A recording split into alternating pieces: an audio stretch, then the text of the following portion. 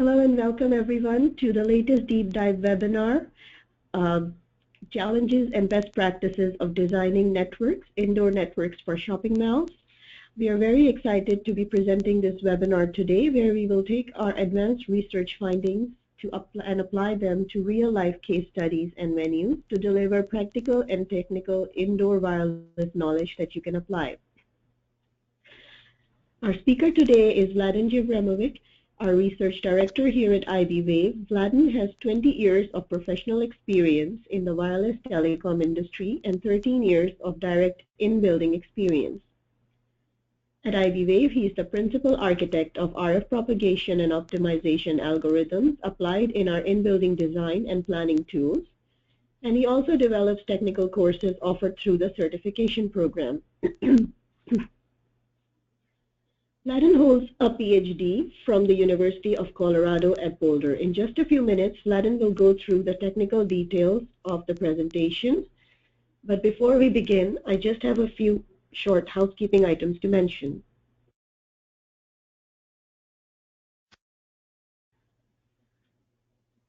Thank you for all the questions that you sent us during registration. Throughout the webinar, feel free to type in any questions that you may have in the GoToWebinar questions box, and we will get to as many as possible within the last few minutes of the webinar.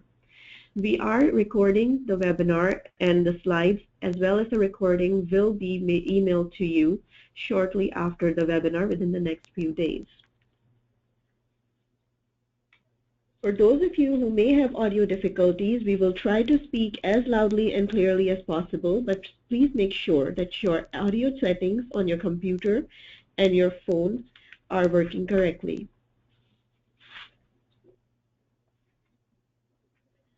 For those of you who are unfamiliar with iBwave, we are a global provider of innovative in-building wireless software solutions that help operators, system integrators, and equipment manufacturers better design and plan multi-technology wireless networks inside buildings and venues. You can learn more about our software suite and our in-building training on our website, iBwave.com. Now, without further ado, I will pass the mic over to Vladan, who will take us into today's topic. Thank you very much, Amna. Hello, everybody, and welcome to our latest deep dive webinar series. Today, we are talking about in-building networks at shopping malls, and we have plenty on our agenda. We will start with a few general remarks about shopping malls and why they are attractive to carriers to build in-building network at. We will talk about RF design requirements for shopping malls. We will talk about RF coverage requirements, and then we will spend some time dealing with antenna requirements, which is a focal point of those in-building systems built at shopping malls. Then we will move on to best practices. We will talk about 3D modeling at a shopping mall. We will talk about antenna placement and also antenna type.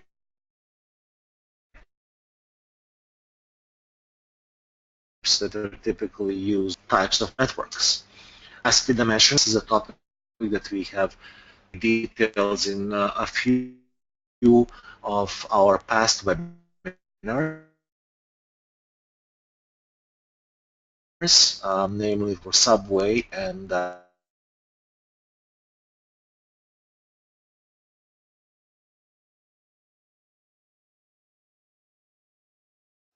an example with a particular number of customers and a particular technology that will illustrate what kind of traffic you can generate at a shopping mall. And then we will spend a few minutes discussing possible in-building system solutions. Then we will illustrate all this with some RF coverage maps. And then we will summarize what we have learned about today, and then we will have a few minutes left for Q&A.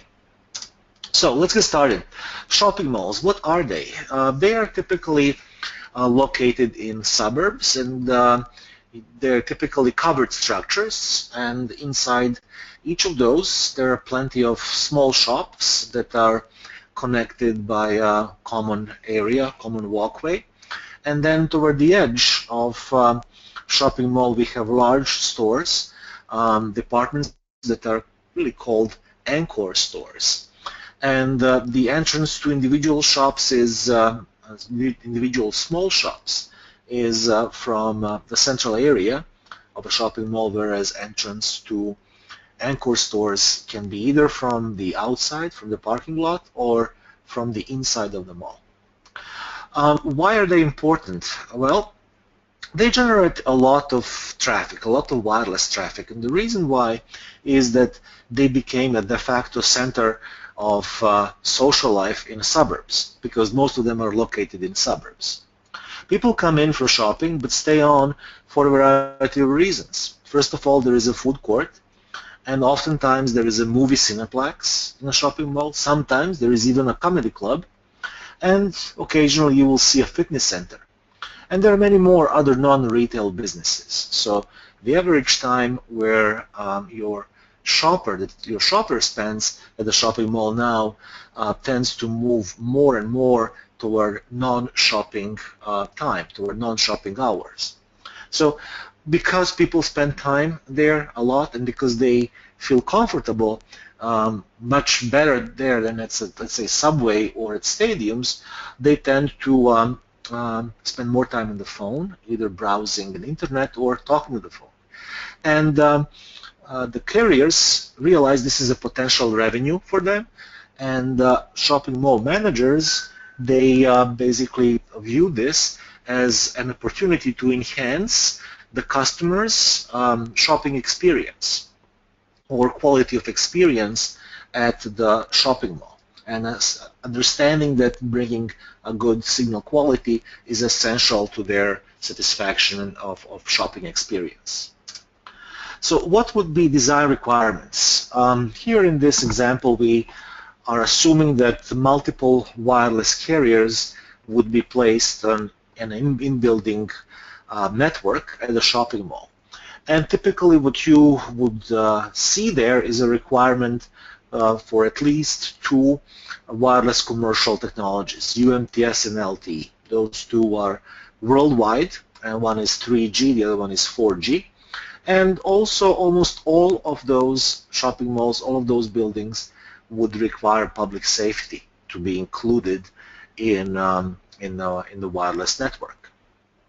Signal requirements typically at the mall is for UMTS signal RSCP neg 85 dBm or better, over 95% of the mall. Now LTE RSRP neg 95 dBm and public safety neg 95 dBm. And that's in the mall, but excluding anchor stores. Inside anchor stores, it is best effort, and I will talk about that a little while later as to why is it that we actually do not require a particular signal level over 95% of the anchor stores. Signal leakage outside of the mall, it's important to contain that. So typically at 100 feet away from the mall at the parking lot, we want our LTE signal to be neg 110 and our UMTS signal to be neg 100 to limit the interference with the macro network. Now onwards to design requirements for antennas. There are a couple of them. The first one is antenna placement. The second one is antenna form factor. Typically, mall management would ask the people that are deploying IBS network that antennas should be placed only in common areas. What it means in the food court, in a walking path, in between shops, at the entrance to the shopping mall, those types of common areas. They would typically not allow placement of antennas inside anchor stores or any other shops at the mall.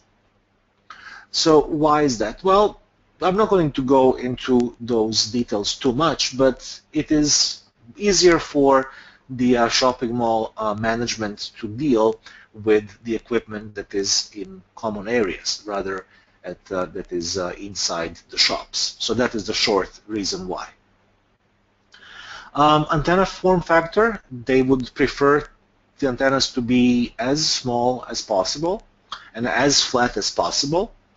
And some would even want you to use antennas that will be mounted above the ceiling, not below the ceiling. So they really do not want the general public to be aware of those in-building antennas at all. So those are two major requirements where you can and cannot place your antenna, and what size of the antenna you can use. Size is in small form factor. So that determines quite a bit as what you can and cannot do with your coverage. We have to take into account that most shopping malls are not just one level structure, but two level structure, with the opening in the middle, and escalators that are connecting to different levels. So right there, that shows you that you have two horizontal surfaces, and which are two different levels at least, and then there are several inclined surfaces, which is escalators connecting those two.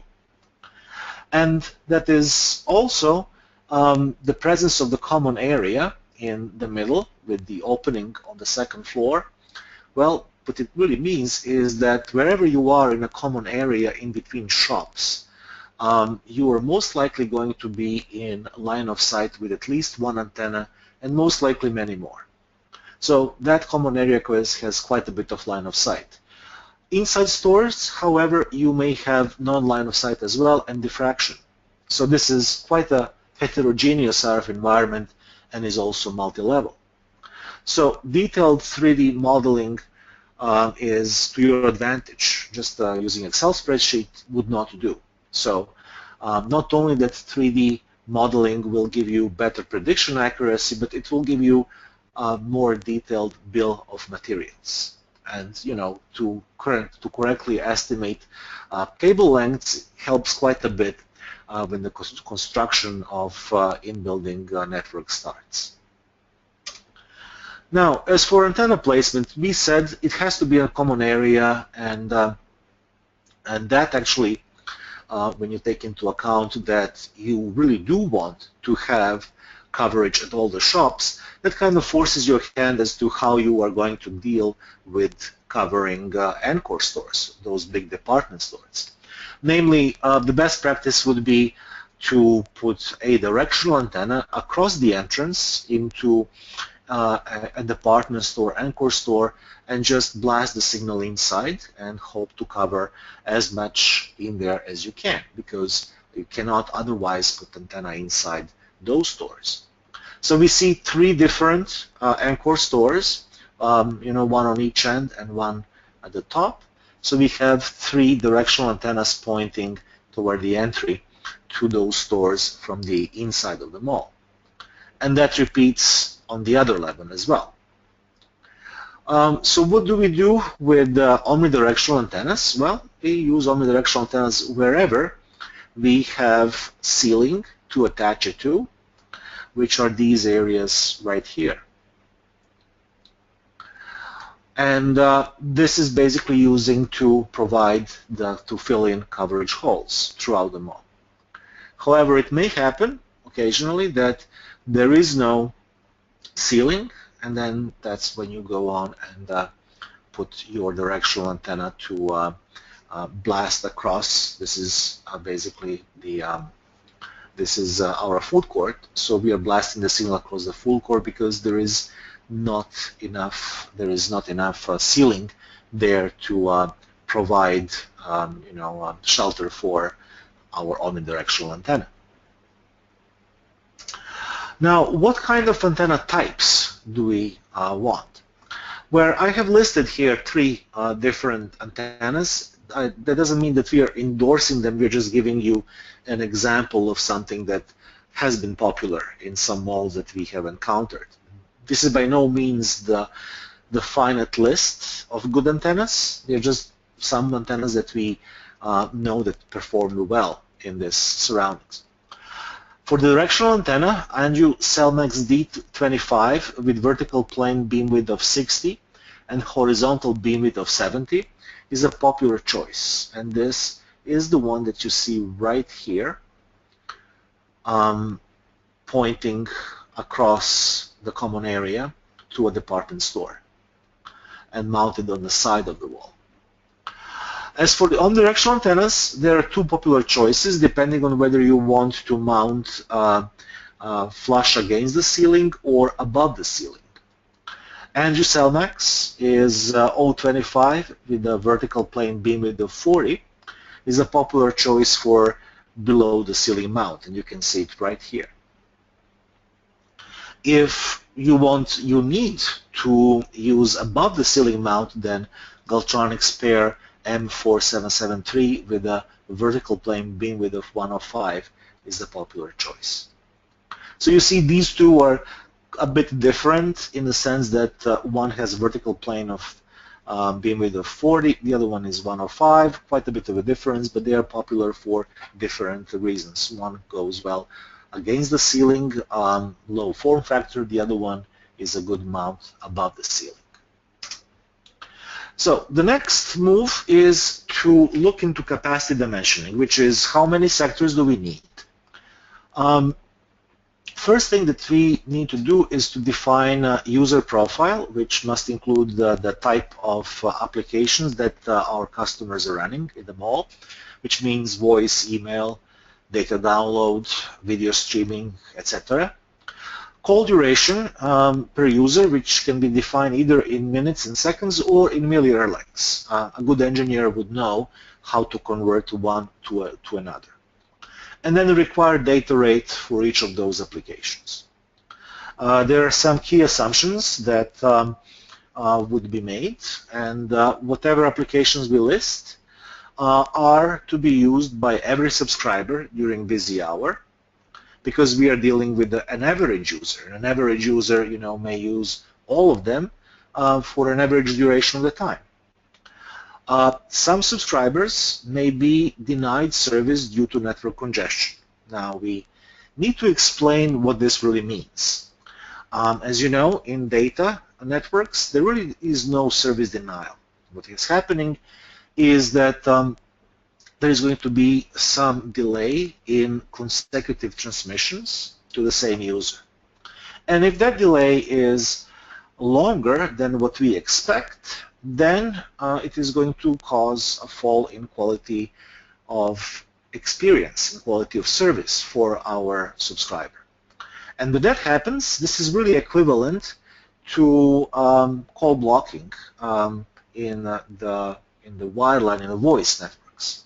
So we are going to calculate those events, those excessive delays, or as we call them here, call denials, based on user profile and based on the number of subscribers.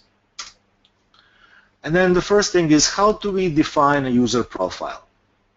We have listed various service types, obviously voice over LT is LT specific, but email browsing, video conferencing, data download, and video streaming are not technology specific, and they are not really venue specific either. So if I say that I need 100 kilobits per second for email, that is regardless of the venue. However, the duration of a call is venue specific. What we mean by that is that we have seen webinars on stadiums and subways, and in stadiums we said, well, there is excessive noise, and because of that, people are not really likely to make a lot of voice calls, and they will not be likely to use video conference because they cannot really hear the other end. Also, on stadiums, carriers outright ban video streaming. So why? Because it is hogging network, the resources a lot. On subway, people tend not to really talk much on the phone or do video conferencing because they are sharing a tight space with strangers, so they're really bashful to use. Well, most of them are anyway, to use the this particular application.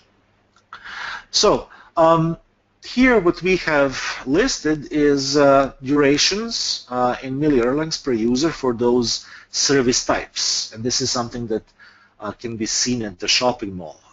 You know, the longer, for example, video streaming and video conferencing than at stadiums, and obviously longer voice calls than at either stadiums or subways.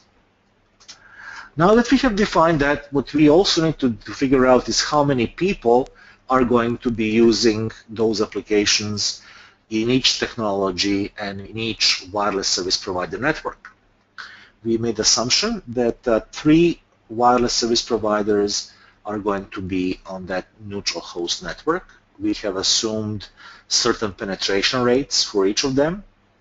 We have assumed technology breakdown between the 3 of them. We have assumed that each of them only supports 2 technologies, UMTS and LTE. And we have assumed a total of 5,000 mall visitors during busy hour, which is the holiday season. Well, how do we get all these numbers? Well, first of all, some shopping malls will tell you how many customers they had per calendar year. And then you can, from there, you can make some assumptions as to what are the critical times for shopping, when they're going to have the most people, which is, you know, during holiday season, which is almost right about now. And then that's how you can arrive to this number of 5,000 mall visitors during busy hour. As for penetration rate for each wireless service provider, this is a part of their quarterly filing. So they need to disclose that. And as the breakdown of the users between LTE and UMTS, that's something that each carrier may or may not provide you. Here we assume that most of the subscribers to those 3 wireless service providers have already migrated from UMTS to LTE. So LTE is between 70 and 80% penetration rate for all those wireless subscribers. In terms of absolute numbers, wireless service provider A has 1,600 LTE subscribers and 400 UMTS. And this is going to be a wireless service provider for which we are going to calculate relevant capacity statistics. We start with LTE that has 1,600 subscribers. What we need to do next is we need to figure out what is the SANR coverage for those LTE subscribers for wireless service provider A. Now, in order to get an accurate map, we need to know how many sectors we have in that network. But we don't know that, so we have to make some assumptions about the breakdown of SANR coverage per SANR range. Why do we use those numbers for SANR? We got them from a paper. We have mentioned that in the previous deep dive on stadiums, and we are going to list the reference in a white paper that will be published a few days after this presentation and will be delivered to your mailboxes. But in short, we have to assume a certain percentage of the coverage for SANR greater than 20 dB, for SANR between 15 and 20, and for SANR between 9 and 15, and for SANR between 3 and 9. Those 4 different ranges are the ranges where we have QPS 16 QAM and 64 QAM modulation, and they have different MCS efficiencies. What we have seen in a stadium case is that when we had a lot of sectors in line of sight, that we have maybe about 20% coverage for SANR greater than 20, and about 30% for SANR between 3 and 9. So that is when we have a large number of sectors. When we had only a very few sectors, then the situation is reversed.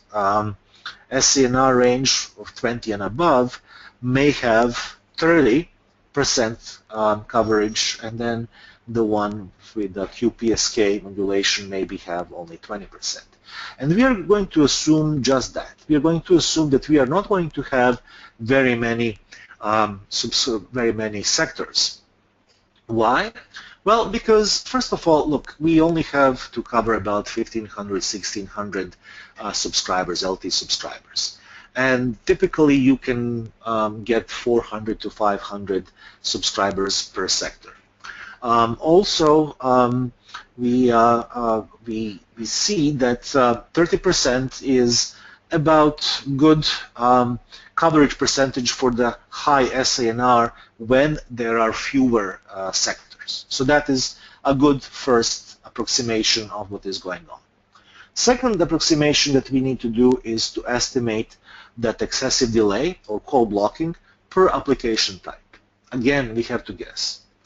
A good guess is that for low data rates, applications that are voice, email, web browsing, that they also will have a lower call blocking. Now, why we assume that? Well, I need fewer primary resource blocks for those low data rate applications. And it stands, to reason that I will have fewer instances that I'm denied those resources because I need only one or two. For higher data rates, I need more PRBs, so it stands that I will be denied more often. So I may assume call blocking between 10 and 20%. Those are just approximations that we need to use in order to fill out this table that will tell us in the end how many sectors I'm going to need for wireless WSPA that has 1,600 LT subscribers to be served during busy hour. So I told you about SANR of 20 and such, but here what you are seeing is something else. You see data rates.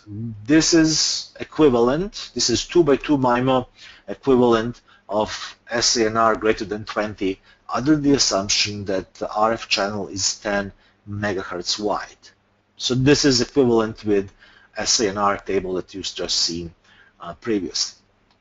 For this coverage, and we said it's 30% for the highest data rate and 20% for the lowest one, and equally split for the other two in the middle, average maximum achievable data rate per such sector is 34 megabits per sector.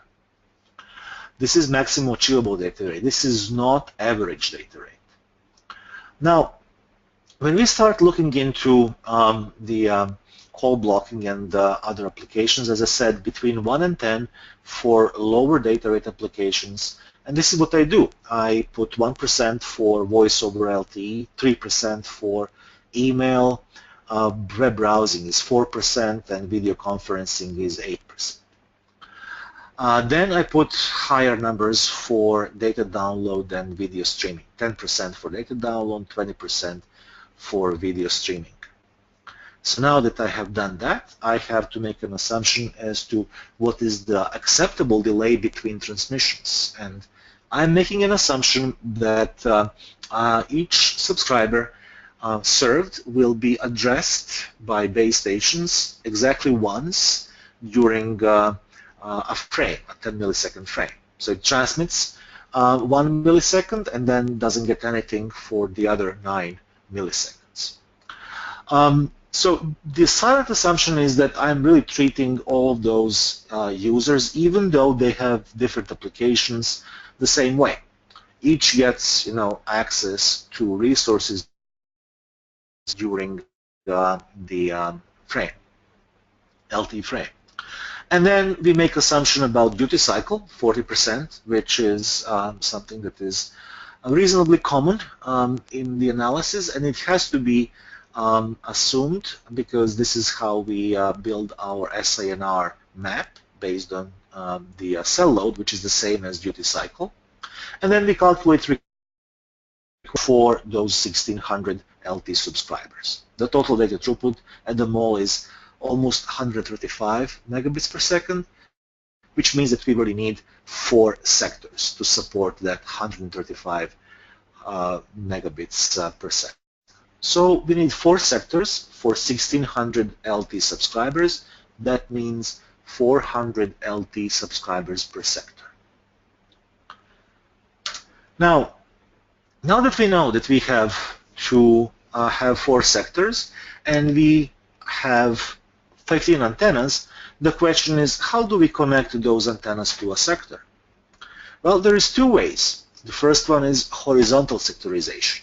So what it means is that I'm going to connect up to 4 antennas into the same sector, and those antennas will be on the same floor.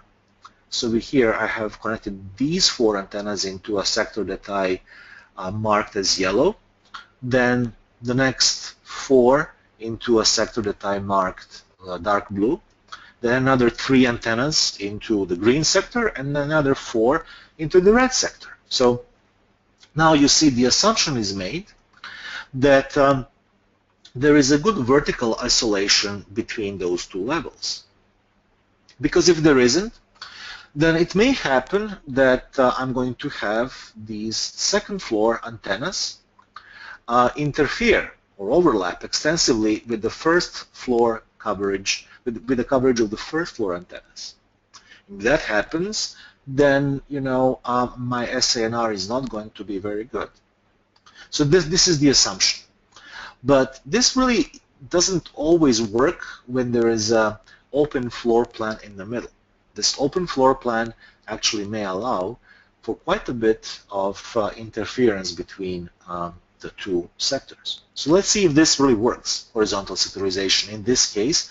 And we have used those Andrew antennas that I told you about, O25 and D25. And omnidirectional has vertical beam width of about 40 degrees. So here is the Maxima Turbo data rate. It looks really busy, but I'm going to help you discern what is going on. First of all, around the antennas, you see the areas that are dark blue, and those, not dark blue, but purple antennas, those are areas with a very high data rate, 58.3 to be precise. We have made an assumption that 30% of the within that 58.3 data rate. But here it is not the case. Obviously, on one floor, and it is about the same on the other floor.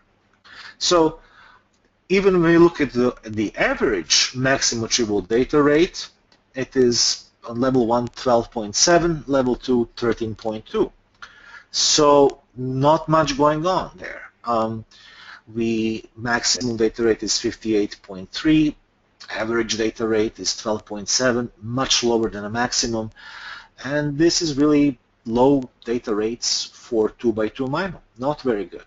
So number 1, we are not close to our assumption that we have 30% of coverage to be in excellent data rate, which is 58.2. Instead, we got about 6. Number 2 is we got very bad average maximum achievable data rates. So this really tells us that there is a poor isolation between sectors, poor vertical isolation, and that it really doesn't work. This horizontal sectorization really doesn't work well. Let's take a look at the wedge sectorization. Again, 4 antennas into same sector, but this time we connect 2 antennas on one floor with 2 antennas on a different floor. So we connect those 2 from level 2 and 2 from level 1 that are above each other into the red sector. The dark blue sector again has 2 antennas that are below each other on 2 different floors in the same floor. So this is called wedge because we have more than one level. So it really reminds you as layers on a cake. So as you cut the cake, it looks like a wedge. So this is wedge sectorization because it looks that way. Now the idea is that the signal interference, signal overlap between 2 different levels will be reduced if antennas above each other belong to the same sector. So what happens next is that we look into MADR maps for the wedge sectorization, And immediately you see that there is much more purple area here. Now, if you can read what it says here, and the second level it's 27 point something and 26.4 on level number 1. So on average about 27% is what you have for MADR of 58.3. And average rates are much better, 31.2 and 31.4 for those two levels. So it went up almost 3 times. So this is much superior signal isolation and better network performance. As a matter of fact, I got close to what I kind of assumed that my coverage will be. It is not 100%, but it is close to it. It is 27%. So obviously this wedge sectorization coverage is a preferred sectorization option. Now, let's take a look at the capacity statistics. We have basically said that it's going to be 400 per sector. And here we do simulation of SANR coverage with those 4 sectors. And we see that for range 4, which is 20 and above, it's about 26%. And for range 3, between 15 and 20, it's about 21%, and so on and so forth. We need to fill out this distribution percentage based on what we see on the map. But if you look at those numbers, they don't add up to 100%. So what is going on? Well, first of all, we assume that the data rates that are below 3, that they're really low. So we're not going to take them into account. So that means that there is a certain percentage of the mall that has SNR greater than 3 and thus is not in coverage. Why is that so? Well, we said that our coverage at those anchor stores are best effort. So you see this dark blue inside the anchor store, that's where you have your SANR less than 3 dB. So that is where you effectively have no coverage. So that's why we don't have that percentage there. And the number of subscribers, we said 400, and then we were going to distribute them according to this percentage distribution.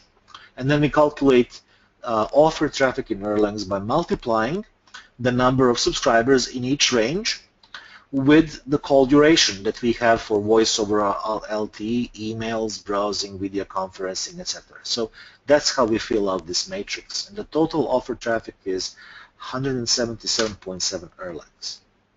And now comes the fun part. We get to calculate call blockage. We get to calculate what percentage of the calls were delayed. And we expect, as we have assumed, that lower data rate applications will have lower call blocking, and the higher data rate will have higher blocking. Now, how do we calculate that? Well, there is formula. There are a couple of formulas that we got from ITU, our recommendation, and we, in our white paper, we are actually referencing that. And we have been through this for our both, I would say, subway and stadium capacity calculations, so I'm not going to spend too much time on these equations. Just to remind you that for us, call blocking is really not a block, but excessive delay, and we have assumed that there's going to be a 10 millisecond delay between successive transmissions. And then if the subscriber is not addressed exactly once in each frame, then we interpret that as a excessive delay or a call blocking. And once we calculate call blocking for all those applications, we see that video streaming is almost 20% for SANR range between 3 and 9, and about 5% for SANR range 5 and more. Those numbers are a little bit lower than what we have assumed. If you recall, I have assumed about 20% call blocking for video streaming. I also assumed 1% for voice over LTE, and for this it is a little bit higher. For emails, I assumed 3% if I recall, and it is a little bit lower. So some of them are lower, some of them are higher than what I have assumed. Now, we go on to calculate carried data traffic, and carried data traffic is offered traffic times 1 minus blocking percentage. And we have blocking percentage different for each service type in each different SANR range. So these are the numbers that you get. And what we get is the total carried traffic to be 169.5 erlangs. Based on the carried data traffic, which was 177.7, we can calculate composite call blocking, which is 1 minus total carried traffic divided by total offer traffic, which is 1 minus 169.5 divided by 177.7, and that is 4.6%. So our composite call blocking is close to 5%. Data usage is carried traffic during busy hour, calculated to be 58.1 gigabytes. And our duty cycle is a measure of average utilization of our primary resource blocks. For example, if one resource block is busy all the time during busy hour, then it is basically 100% duty cycle and 1 erlang. So the measure of, obviously they're not going to be 100% busy all the time, because if that is the case, then we cannot get anybody get onto the network. As we said earlier, the goal for duty cycle and cell load is to be the same. We have assumed cell load 40% when we produced this SANR map. We calculate duty cycle to be almost 34%, so they are close enough. If this number had been different, then we would have to go back to our SANR map and reduce assumed cell load from 40% to 35% or whatever, and then repeat the calculation of SANR and update our coverage of SANR ranges. So what is a good SIBS solution? Well, the driving force behind the decision for the recommendation is that all 3 wireless service providers must be included in IBS network. Simply stated, mall management is not keen on allowing parallel networks. They're not keen on allowing carriers to go in and put their small cells in different locations throughout the mall. It basically increases the number of antennas, and also repeats the process 3 times, and then mall management really doesn't like that. So because it is impractical, and because we don't have neutral host small cells that would carry all wireless service providers, we choose a distributed antenna system. Whether it's active or passive, it really is up to the designer, but it is preferable definitely to have that over a small cell network, because of having to have 3 different wireless service providers on that network. And finally, we spend a few minutes going over coverage maps. We said that for LTE, we have to have neg 95 dBm over 95% of the area.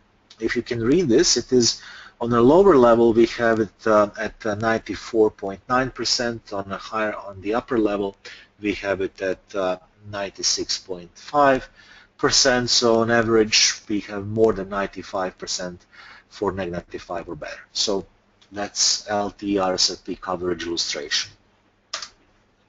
SANR, we already been through this. This was generated assuming 40% cell load. It would look different if cell load was higher or lower, because of the interference that is generated between sectors that is based on the utilization of the network or a cell load of the network. Then Maxima Turbo data rate. This is for 2x2 MIMO. We have been through this before in the example as well. And finally, best server map. This is how we connected those antennas. I already said this is wedge sectorization. This is the situation where you are going to connect antennas that are above each other to the same sector. So we have seen those 4 sectors that are mostly very neatly located in one area. We see some overlap, not much of it, inside one of the anchor stores, but past that, most of the time it is neatly isolated in their own corners, if you will. They don't spill much over to each other territory, which is why we see very good MIMO Maxima Turbo data rates. So let's go over what we have done. We started with some general remarks about shopping malls. We talked about design requirements, RF coverage requirements, antenna requirements, and then we went through best practices. We covered quite a bit. We talked about 3D modeling, antenna placement types. Then we went on to capacity dimensioning. We talked about sectorization types. I have shown you 2 different ways of to construct a sector in a shopping mall, and given 2 examples of wedge and horizontal sectorization, and how differently they can perform, and how choosing the wrong type can cost you quite a bit in terms of average maximum achievable data rate and consequently capacity as well. And finally, we have given you an example for capacity statistics for certain number of users in LTE technology at a shopping mall. So finally, we have given a recommendation for IBS solution and given you some coverage maps, and that's all what we covered in about 45 minutes time. And then now it's time for Q&A. So Amna, it's onward to you. Thank you, Vladan. And now we will go into some of the questions that were posted during registrations and throughout the webinar. The first question I have is about escalator 3D modeling. Yes, it's basically, this is something I kind of mentioned that in our presentation, that using inclined surface is the best way to model escalators. And also stairs, which we also have at the shopping mall, should be modeled as inclined surface. So those are our recommendations. We do have that as an option in our tool, and that's mostly used when modeling stadiums. But if modeling escalators and stairs is warranted, that's what you would want to do. You would want to use inclined surface option.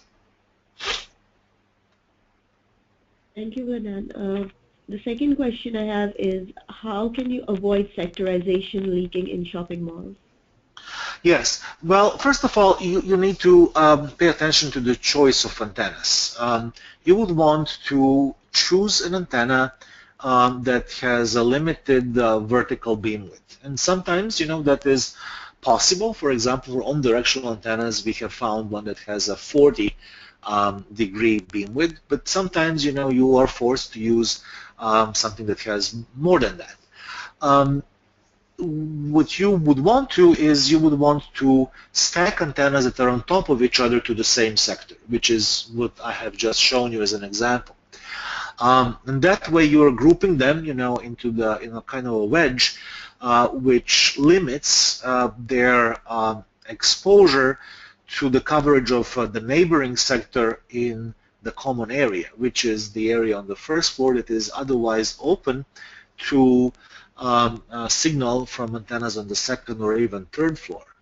So use wedge sectorization and try to use antennas with a limited vertical beam width. And that's how you are going to effectively limit quite a bit the sectorization overlap and degrading of SANR signal. Thank you. So we have another question. What is the difference between designing shopping malls and airports? Could we use the same design principles? Well, for shopping malls, I see that we have different levels. I have shown you here a 2-level shopping mall, and there is 3-level shopping mall as well. I really have not seen many airports when I have levels that are stacked on top of each other with the big opening in the middle.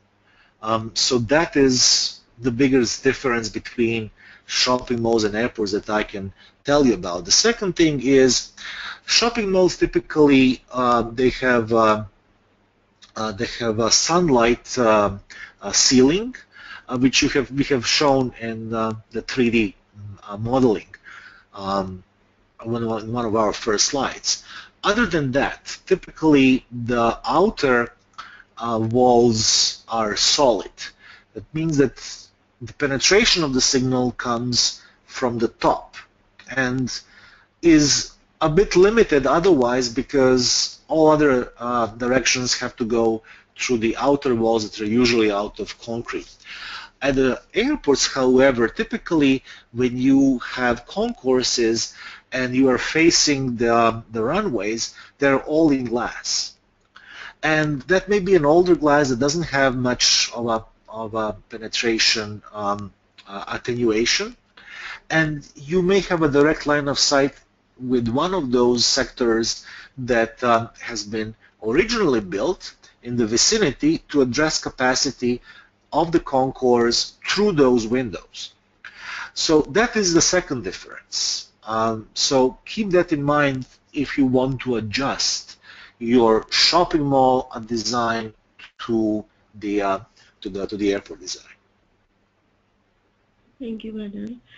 Another question is how to deploy location support within the IBS design? Yes, location support within IBS design. We currently do not support that. I'm assuming you wanted to say, how can I go on and do the survey using location support at shopping malls? It is just currently not accurate enough, and you need much better accuracy at shopping mall than what you would normally get out in the street. Out in the street, if you are 10 meters off, it is not a big deal.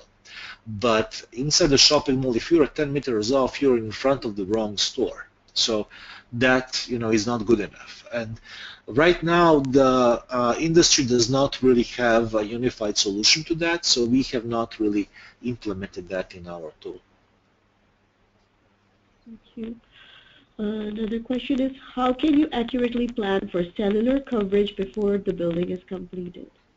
Right. So, yeah, the question is then, I don't have anything to go to. We cannot do RF survey. What's the point? Well, first of all, there are blueprints. There are CAD files that you can get.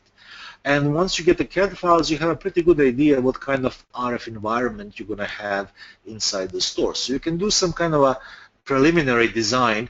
Obviously, you cannot go in and pick and choose locations with a great accuracy, but you can get a general feel, where antennas may need to be placed. I already told you in front of the anchor stores, use directional antenna point toward the entrance of the anchor store.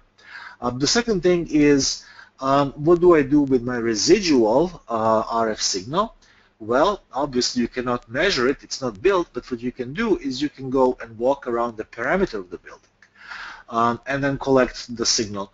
Our tool will tell you that, will allow you to basically say, this is the signal around the building, do the interpolation inside the building for me. So now, if you know that you say you're about -85 dBm around the perimeter of the building that is being built, and you can just walk in front, even when it's being built, then you can go to our tool and then do the interpolation on the inside if you have a CAD file or a blueprint of that particular building. So that's how you can actually get a good idea what kind of design you should do for the building before it's actually being built. Okay, so another one is, how can you reduce interference in high-rise buildings caused by indoor antenna? In a high-rise building caused by indoor antenna. Okay, well, what you should not do is use omnidirectional antenna right next to the window. try to use directional antenna pointing toward the center of the building so that your radiation, the outside of the building, is going to be only on your back lobe. So that way you are reducing quite a bit of the spillage of the signal outside of your target area. Thank you, Madan. And let's do just one last question. The best practices when the permission for antenna installation is limited by the customer. Right, and we have gone through that with our antenna placement talk. It is basically they will tell you, I don't want antennas being mounted below the ceiling. You have to go above the ceiling. You have to find an antenna that can be mounted, has a mount from above the ceiling. And keep in mind that it will affect the performance of your coverage if you are putting the antenna above the ceiling, because additional attenuation has to be accounted for.